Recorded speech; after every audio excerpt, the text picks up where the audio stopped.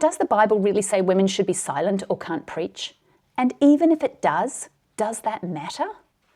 This year, we've seen the Southern Baptists in America and recently here in Australia, the Continuing Presbyterians, both make moves and changes to ban women from pastoral leadership and preaching roles. And one of the verses they go to is that famous 1 Timothy 2:12 that talks about women learning quietly, not having authority over a man, and being silent. Now, when New Testament scholars read a text like that, we don't actually start with theology. We start with questions like, what was the author trying to communicate? What does the letter as a whole say? Who is it being written to, and what were some of the concerns or things going on in that community? That is, we recognize that these sentences have a much bigger context. Those who want to use these passages as a kind of clobber text to ban women from leadership roles tend to have a different hermeneutic, a different way of interpreting. They assume one verse can say the final thing about anything in complete isolation. They assume that in this text it's addressing a church service situation, and that's not clear at all. And they assume a gender hierarchy as embedded in the Bible. Now, one New Testament scholar here in Australia, Mike Bird, has argued that the word gune here, often translated women, should actually better be translated wife, like it is in many other places. And that this is not a universal teaching about women per se, but rather about how wives are to behave in relationship to their husbands.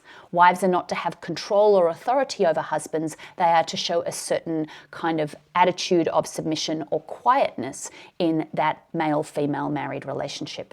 The New Testament scholar Lynn Kidson, who's done brilliant work on this text, also talks about there's no assumption here that this is addressing church community life in the sense of services. This is a community that's had a tumultuous time, and the author wants them to live in peace and with good social relationships. It's not actually talking about church roles at this point. But here's the thing. I think when we look at passages like this, we can't fully explain away or rescue the text from its patriarchal assumptions. Embedded here are first century Mediterranean norms about gender and about relationship in the ancient world. If we want to think deeply about women's roles in the church or anywhere in the society, I think we need to ask different questions. We might start by asking, what is the nature of God as revealed in Jesus, and therefore what are the qualities we would want in our leaders that reflect that nature?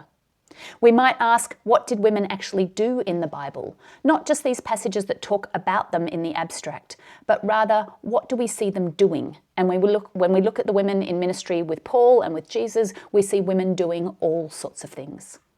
And lastly, at the risk of sounding like a heretic, we might even ask, why do we assume that a culturally bound 2,000-year-old text can say something about gender that can be simplistically applied to the modern world today? There's all sorts of cultural things in the Bible that we happily ignore, things to do with food laws and purity laws and other ancient conventions.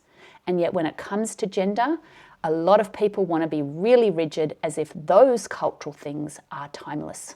They're not. They're part of a culture, and we need to really ask why they would still apply in the same way. I'm Robin Whittaker, a biblical scholar and public theologian. Like and follow for more.